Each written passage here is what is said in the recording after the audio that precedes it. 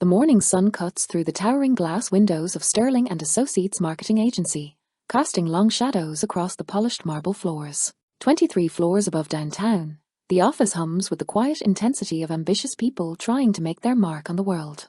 Alara Winters sits at her pristine desk on the 15th floor, every pen in its designated place, her laptop screen reflecting the geometric precision of her daily schedule. She's the kind of person who color-codes her emails and has never missed a deadline in 3 years of working here. Her dark hair is pulled back in a sleek low bun, not a strand out of place, and her charcoal blazer is pressed to perfection. She types with the focused intensity of someone who believes that excellence is the only acceptable standard. If you enjoy the video, make sure to like, comment, and subscribe as that greatly helps the channel. But today, something's different. Today, there's a tension in her shoulders that has nothing to do with the quarterly presentation she's preparing. The elevator dings across the office floor, and Alara's fingers pores over her keyboard. She doesn't need to look up to know who's arriving. The sound of confident footsteps on marble, the way conversations seem to shift and energize when this particular person enters a room. Riley Monroe strides onto the floor like she owns the building, not just a desk in the creative department. Her leather jacket is slung over one shoulder, revealing a vintage band t-shirt that somehow looks both effortless and deliberately chosen. Her auburn hair falls in loose waves that suggest she might have run her fingers through it instead of brushing it, and there's a small silver ring on her thumb that catches the light as she gestures while talking to Jake from accounting. Riley's laugh carries across the office. Warm, genuine, infectious. It's the kind of laugh that makes other people smile without meaning to. But when her eyes sweep across the floor and land on Alara's corner desk, the laughter fades into something more complex, something charged. Their eyes meet for exactly 3 seconds. Alara looks away first, returning to her screen with newfound intensity. But her jaw tightens almost imperceptibly, and she reaches for her coffee mug with more force than necessary. Riley's mouth curves into the slightest smirk as she heads toward her own workspace, but there's something deeper in her expression, a flicker of genuine curiosity mixed with frustration. The truth is, they've been circling each other like this for 8 months. Ever since Riley started at Sterling and Associates, fresh from a creative agency in Portland with a portfolio that made everyone in the building take notice, including Alara, though she'd never admit it. The official story is that they simply clash professionally. Alara believes in structure, research, careful planning. Riley trusts instinct, takes creative risks, pushes boundaries. When they're assigned to projects together, sparks fly, and not always the good kind. But the real story is more complicated. The real story is that Alara has never met anyone who challenges her the way Riley does, who sees through her carefully constructed perfection and calls her on it, who makes her feel simultaneously frustrated and alive. And the real story is that Riley has never encountered someone who intrigues her like Alara does, someone who's clearly brilliant but keeps that brilliance locked behind walls of control and perfectionism. Someone she can't quite figure out, no matter how hard she tries. The morning passes in its usual rhythm of meetings and deadlines, but there's an undercurrent of awareness between them. When Riley walks past Alara's desk to the printer, Alara's typing slows just slightly. When Alara's voice carries from the conference room during her presentation, Riley finds herself listening despite having her own work to focus on.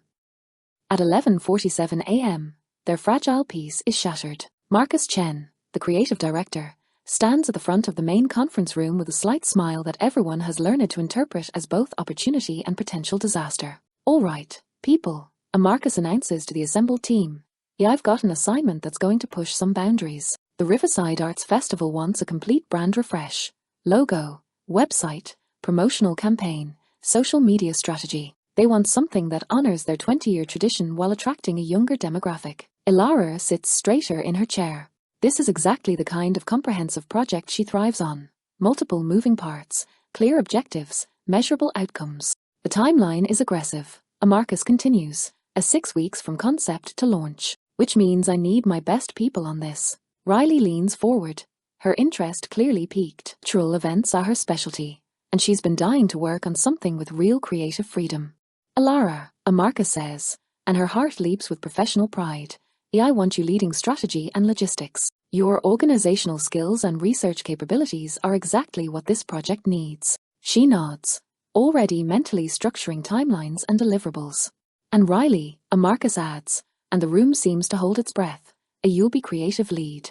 I want your artistic vision shaping every visual element." The silence that follows is loaded with unspoken tension. Everyone in the office knows about Alara and Riley's, professional friction. Together, Marcus emphasizes, clearly aware of what he's doing, you two will co-present to the client next Friday. I want this to be a collaboration that showcases both of your strengths. Ilara's pen stops moving across her notepad. Riley's fingers drum once against the conference table. Any questions? Marcus asks, though his tone suggests he's not particularly interested in objections. The meeting disperses, but Ilara and Riley remain seated as their colleagues file out, each waiting for the other to leave first. Finally, Ilara stands, gathering her materials with deliberate precision. Riley watches her movements, the way she aligns her papers exactly, the controlled pace of her actions. So, Riley says, her voice carrying just enough edge to suggest this conversation could go several different directions. It looks like we're working together again. Ilara meets her gaze directly for the first time all day. Looks like it. I suppose you already have the entire project mapped out in that color-coded planner of yours, Riley continues, and there's something almost playful in her tone, like she's testing boundaries. I suppose you're planning to wing it and hope inspiration strikes, Ilara replies, but there's less venom in it than usual. More like a chess move in a game they've been playing for months. Riley grins, quick and sharp. That's what makes me good at what I do. Structure is what makes projects successful, Ilara counters. Passion is what makes them memorable, Riley shoots back. They stare at each other across the empty conference room, and for a moment, neither speaks. The afternoon light from the windows casts geometric patterns across the table between them, and somewhere in that silence, something shifts. The festival committee wants to see our initial concepts next Friday, Ilara says finally, her voice returning to its professional register. That gives us 6 days to develop a unified vision. 6 days, Riley repeats. Think we can manage not to kill each other for 6 days? I think, Ilara says, slinging her bag over her shoulder. We can manage to be professional. As she heads toward the door, Riley calls after her. Ilara? She turns back, one hand on the door frame. This could actually be good, Riley says, and for once, there's no sarcasm in her voice. If we can figure out how to make it work. Ilara considers this, studying Riley's face. I guess we'll find out. But as she walks back to her desk, something has changed in the air between them. The antagonism is still there, but underneath it, there's something else now. Something that feels almost like anticipation. The rest of the afternoon passes in a blur of research and planning. Ilara dives into the festival, their previous marketing materials, demographic studies of their typical attendees. She creates spreadsheets and timelines, builds a comprehensive brief that would make any account manager proud. Meanwhile, 3 desks away, Riley sketches logo concepts on the backs of meeting printouts, Googles local artists who've performed at the festival, scrolls through Instagram hashtags to get a feel for how current attendees talk about the event. Her approach is intuitive, organic, driven by feeling as much as strategy.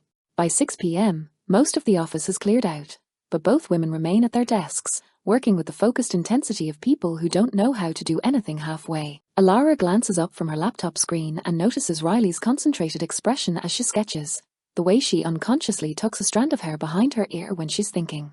There's something almost meditative about watching her work, the fluid movements of her hand, the way she tilts her head to consider an angle. Riley feels the observation and looks up, catching Ilara watching her. Their eyes meet across the office space, and neither looks away immediately. Long day, Riley asks, her voice carrying easily in the quiet office. Productive day, Ilara corrects. I've got preliminary research compiled if you want to review it. Riley stands, stretching slightly, and walks over to Ilara's desk. As she approaches, Ilara becomes hyper-aware of her presence, the scent of her perfume, something warm and slightly spicy, the way her shadow falls across the papers spread across the desk. Show me what you've got, Riley says, leaning over Ilara's shoulder to look at her screen. Ilara opens the research document she's been building, and despite herself, she feels a flutter of pride as Riley's eyebrows raise in what looks like genuine appreciation. This is, or actually really thorough, Riley says, scrolling through pages of demographic data, competitor analysis, and historical context. You've basically mapped out the entire cultural landscape of this festival. It's important to understand what we're working with, Ilara replies, but there's less defensiveness in her voice than usual. Riley's approval shouldn't matter to her, but somehow, it does. Look at this, Riley says, pointing to a section about the festival's founding, started by 3 college friends who wanted to showcase local artists. That's not just history, that's the emotional core of the whole thing. Ilara looks at the screen with fresh eyes, seeing how Riley immediately zeroes in on the human story within the data. You think that should influence the branding? I think that is the brand, Riley says, straightening up. Community, creativity, connection, that's what we're really selling. For a moment, they stand there in comfortable professional alignment, looking at the research from this new angle. Then Riley seems to realize how close she's standing and takes a small step back. Want to see what I've been working on? She asks. Alara follows her to Riley's desk, which is a study in organized chaos. Sketches are scattered across the surface, some detailed, others just quick concept lines. Post-it notes with color palettes and typography ideas create a rainbow of possibilities. It's not as structured as your approach, Riley says, suddenly self-conscious. But I like to let ideas flow first, then organize them later. Alara studies the sketches, and despite her preference for order, she finds herself drawn into Riley's creative process. There's an energy in the drawings, a sense of movement and celebration that captures something essential about what a festival should feel like. This one, Alara says, pointing to a logo concept that incorporates musical notes flowing into paint brush strokes. It connects the different art forms without being literal about it. You like it? Riley asks, and there's something vulnerable in the question. I think it's brilliant, Alara says honestly. It feels festive without being childish, artistic without being pretentious. Riley's smile is different this time, less sardonic, more genuine. Thanks. That, actually means a lot. They spend the next hour comparing notes, finding unexpected synergy between Alara's research and Riley's creative instincts. The conversation flows more easily than it ever has, punctuated by moments of shared excitement when a concept clicks into place. We should probably call it a night, Alara says eventually, glancing at her watch. It's almost 8. Yeah, Riley agrees, but neither of them moves to pack up immediately. This was, or good, Alara admits. Working together like this. Yeah, Riley says again, softer this time. It was. As they gather their things, there's a comfortable quiet between them.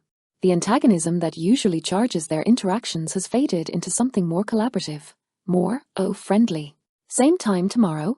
Alara asks as they wait for the elevator. Same time tomorrow, Riley confirms. The elevator arrives, and as they ride down together, Alara finds herself stealing glances at Riley's reflection in the polished metal doors. For the first time in 8 months, she's looking forward to working with her.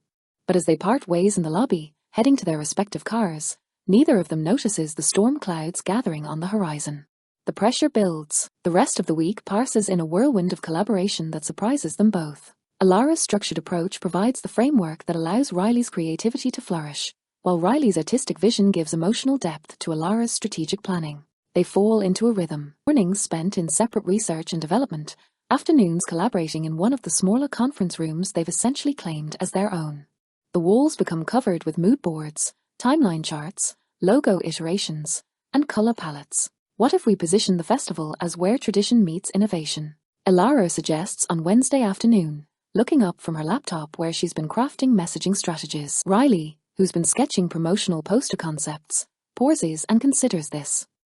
I like it. It speaks to both the heritage and the evolution.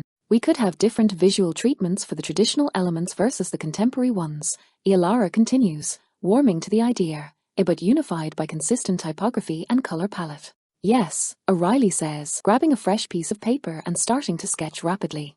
Like this. See how the typography could bridge between classic and modern? Alara moves closer to see what Riley's drawing, and as she does, their shoulders brush briefly. Both women notice the contact, but neither pulls away immediately. That's perfect, Alara says, genuinely excited by how the visual concept captures their strategic positioning. It's exactly what the messaging needs.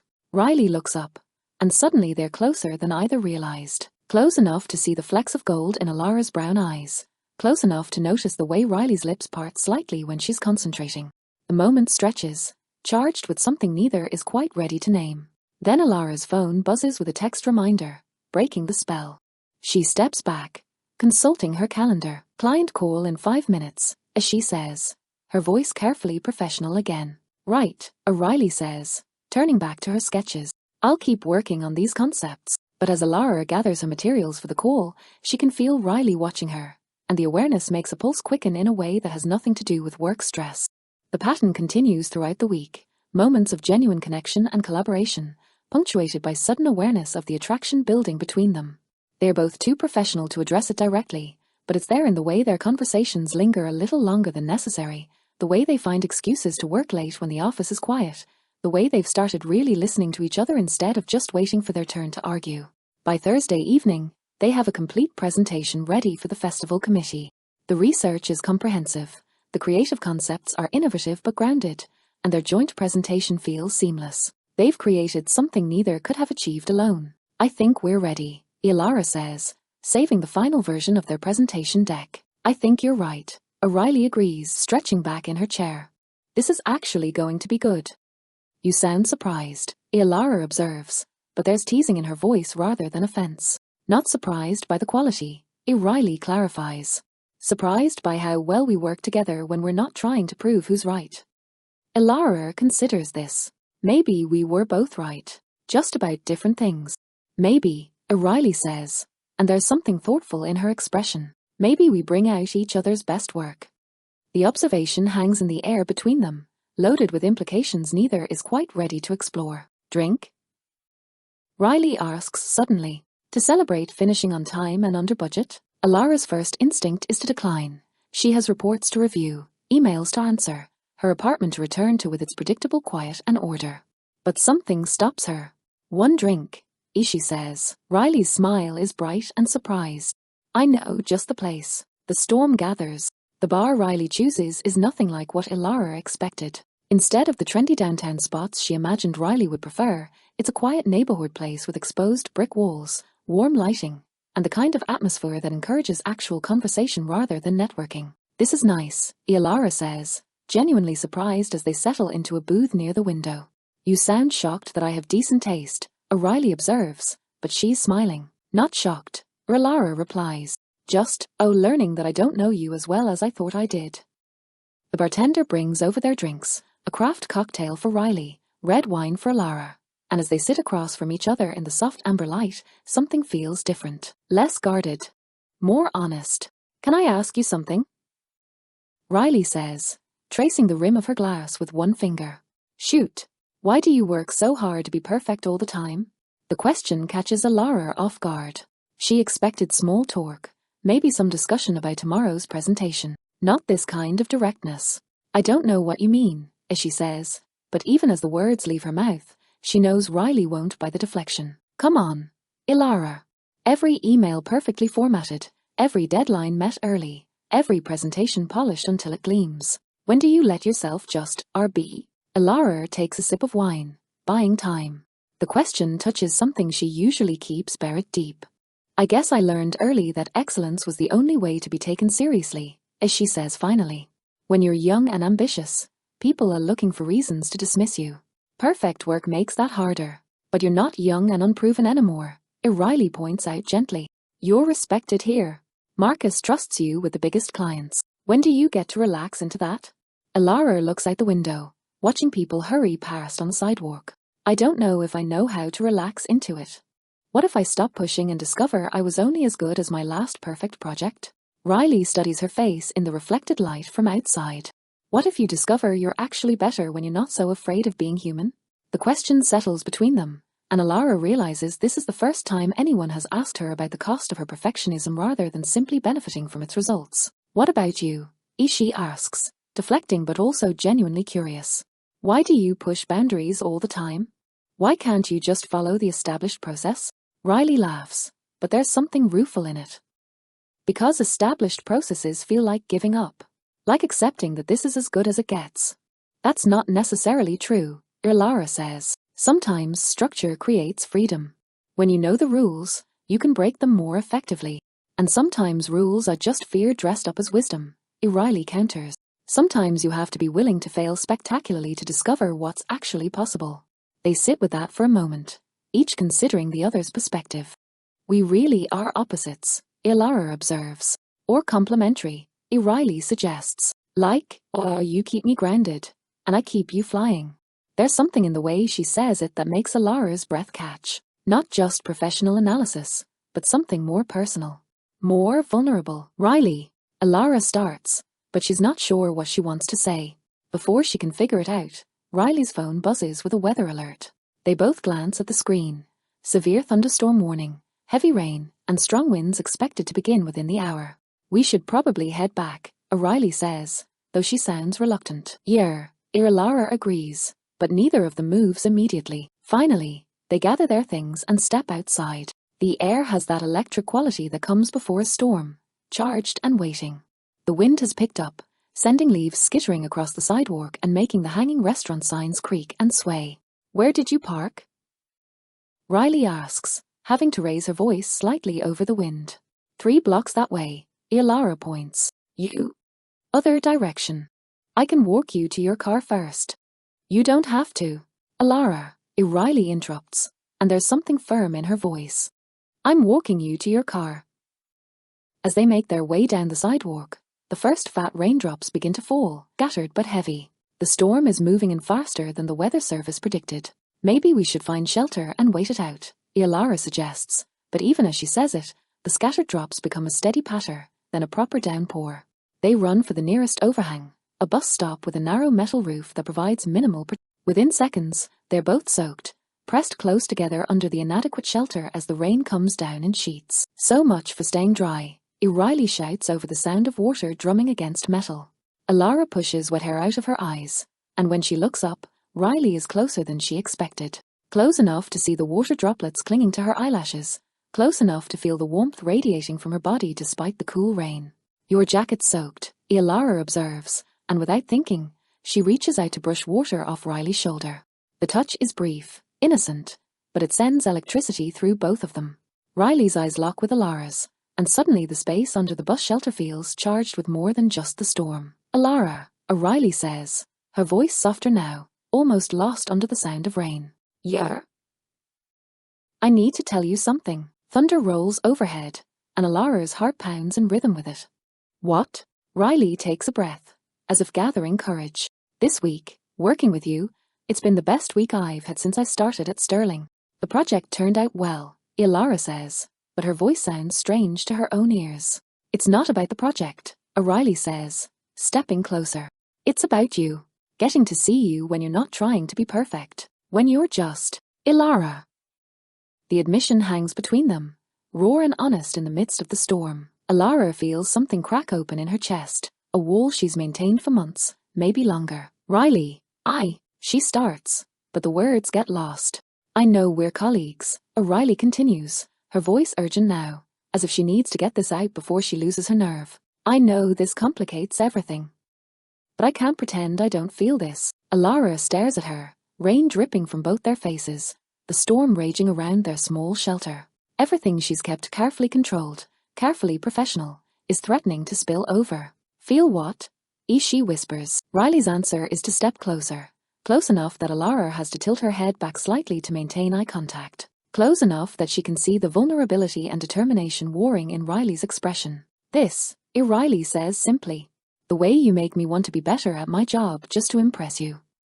The way I've been looking forward to our meetings all week. The way I can't stop thinking about what it would be like to know you outside of conference rooms and project deadlines. Lara's breath catches. Every word resonates with feelings she's been trying to ignore, to rationalize away as simple professional respect. We can't, she says, but there's no conviction in it. Why? Riley asks, and there's a challenge in her voice now. Because we work together? Because it's complicated? Because you're afraid of what might happen if you let yourself want something that isn't perfectly planned? The last accusation hits too close to home, and Lara feels her carefully maintained composure start to crumble. Because, as she says, her voice breaking slightly, because I don't know how to do this. I don't know how to want someone and still do my job and keep everything from falling apart. Riley's expression softens. Maybe it doesn't have to fall apart. Maybe it just has to change. They stand there in the rain, inches apart, both breathing hard for more than just running for shelter. The storm shows no signs of letting up, and the bus shelter feels like a bubble separate from the rest of the world. I think about you too, Lara admits finally, the words barely audible over the rain. More than I should. Riley's eyes widen slightly, as if she hadn't quite believed this was mutual. Yeah, she says, and there's something hopeful and fragile in her voice. Yeah, Lara confirmed, and it terrifies me. Without warning, a gust of wind shifts the direction of the rain, sending it sideways under their shelter. They press closer together, but there's nowhere left to go. They're both soaked, shivering, and completely focused on each other. "Alara," Riley says, and this time her voice is barely a whisper. "Riley, don't," Alara starts, but she doesn't step away. "Don't what?" "Don't make me choose between being professional and being honest." Riley reaches up slowly, telegraphing her intent, giving Alara every opportunity to pull away. When she doesn't, Riley's fingers brush against her cheek, tucking a strand of wet hair behind her ear. "What if you didn't have to choose?" Riley asks. "What if you could be both?" And before Alara can answer, before she can think of all the reasons this is complicated and risky and unprofessional, Riley leans in and kisses her. It's gentle at first, tentative, giving Alara the chance to resist. But instead of pulling away, Alara finds herself kissing back, her hand coming up to rest against Riley's chest, feeling her heartbeat racing beneath her palm. The kiss deepens, and suddenly months of tension and attraction and careful professional distance collapse into this moment. Alara tastes rain and possibility on Riley's lips, feels the warmth of her body against the cool night air. When they finally break apart, both breathing hard, the storm continues to rage around them, but something has fundamentally shifted. "Oh," Alara breathes, touching her lips. "Yeah," Riley agrees, her voice husky. "Oh." They stare at each other in the aftermath, both processing what just happened and what it means. "We should talk about this," Alara says finally, trying to regain some semblance of practical thinking. "We should," Riley agrees, "but maybe not here in the rain." A car drives by, sending up a spray of water that reaches even their sheltered spot. They're both thoroughly soaked, and the storm shows no signs of abating. "My apartment is only 2 blocks from here," Riley says carefully. "You could dry off, and we could, or talk." Alara knows this is a decision point. She can make an excuse, call a rideshare, go home to her controlled and predictable life. Or she can take the leap Riley is offering. "Okay," as she says, surprising herself. "Let's go." Shelter from the storm.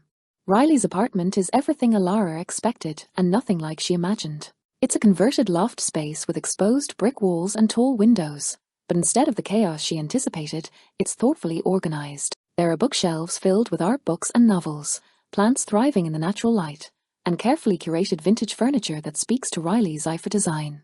"It's beautiful," Alara says, genuinely surprised as she takes in the space. "Thanks," Riley replies, suddenly self-conscious. "Let me get you a towel. And maybe some dry clothes." She disappears into what must be the bedroom, leaving Alara to explore the living space. The walls are covered with framed prints, some obviously Riley's own work, others pieces she's collected. There's a warmth to the space that Alara's own pristine apartment lacks, a sense that someone actually lives here rather than just existing between work days. Riley returns with towels and what looks like a soft grey sweater and yoga pants. "These should fit," as she says, handing them to Alara.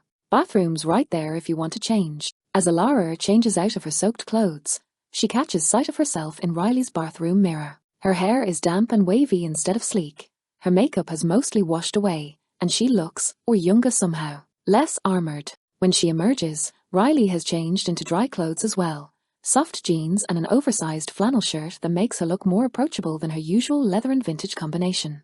"Better?" Riley asks. "Much," Alara replies, though she's hyper-aware of wearing Riley's clothes, of the way the sweater smells faintly like her perfume. Riley has made tea, and they settle on opposite ends of her couch, the coffee table between them covered with art books and a half-finished sketch pad. Outside, the storm continues, rain hitting the tall windows in rhythmic waves. "So," Riley says, cradling her mug between her hands. "So," Alara echoes. They look at each other across the small distance, both aware that everything has changed in the span of an hour.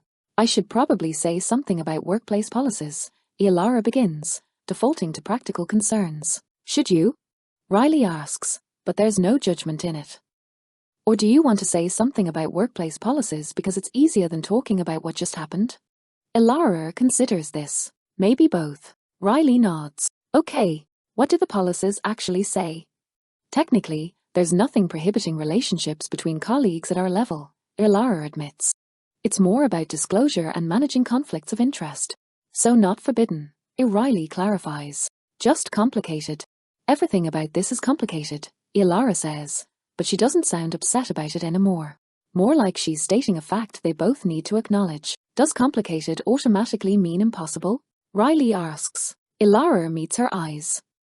"I don't know." I've never done anything like this before. What? Dated a colleague? Wanted someone this much? Ilara says quietly, the admission clearly costing her something. Riley sets down her tea and shifts closer on the couch. Ilara. I know how I work, Ilara continues, as if she needs to get this out. I compartmentalize. I plan. I control variables. But with you, I can't do any of that. Why do you need to? Riley asks gently. Because when I can't control things, they fall apart, Ilara says, and there's something raw in her voice now. And I can't afford for things to fall apart. Riley studies her face, seeing something deeper than professional anxiety. What fell apart before? She asks softly. Ilara is quiet for a long moment, staring into her tea. When she speaks, her voice is careful, measured. In college, I was engaged, as she says, to someone I'd been with since sophomore year. We had everything planned. Wedding, career trajectory, where we'd live. It was perfect on paper. Riley waits, sensing there's more. But I was so focused on maintaining the plan that I missed all the signs that he was unhappy. That I was unhappy. When it ended, it wasn't just the relationship that fell apart. It was my entire sense of how life was supposed to work. How long ago was this? Riley asks. 5 years. Ilara replies. And since then, I've been very careful about complication. Riley nods slowly, beginning to understand the walls Ilara has built. But this doesn't feel like your college relationship, she observes. This feels like something completely different. That's what scares me, Ilara admits. With David, I always felt like I was performing the role of girlfriend, then fiancé. With you, I feel like me, but a version of me I don't entirely recognize. Is that necessarily bad? Riley asks. Ilara looks at her, really looks at her, taking in the genuine curiosity and care in her expression, the way she's listening without trying to fix or judge. I don't know, she says honestly, but it's terrifying. Riley reaches across the space between them, her fingers finding Ilara's. What if we took this slow? She suggests. What if we didn't try to figure out the whole future tonight? I'm not good at slow, Ilara says, but she doesn't pull her hand away. I know, Riley says, smiling slightly, but maybe I could help with that. They sit in comfortable silence for a moment, fingers intertwined, listening to the rain against the windows. The presentation is tomorrow, Ilara says eventually. It is, Riley agrees.